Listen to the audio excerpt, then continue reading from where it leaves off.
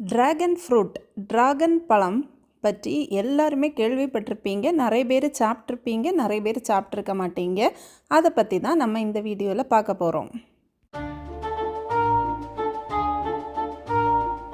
முதலில் டிராகன் செடி எந்த குடும்பத்தை சார்ந்ததுன்னு பார்த்தோம்னா கேக்டேசியேன்னு உள்ள குடும்பத்தை சார்ந்தது. இதோடைய தோற்றம் சரியாக தெரியல, ஆனால் மத்திய அமெரிக்கா தாயகமாக இருக்கலான்னு சொல்கிறாங்க.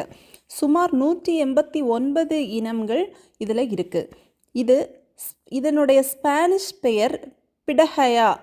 இது உயரமான பூக்கும் பழங்களை கொண்ட கற்றாழை வகைகளை குறிக்கிறதா இருக்குது. இந்த டிராகன் செடி பூக்கள் பூப்பதற்கு 8 மாதம் முதல் 2 வருடம் வரை ஆகலாம். 20 முதல் 30 வருடம் கனி தரக்கூடிய கெப்பாசிட்டி இந்த டிராகன் செடிக்கு இருக்குது. இது மே மாதம் மற்றும் செப்டம்பர் மாதத்தில் நிறைய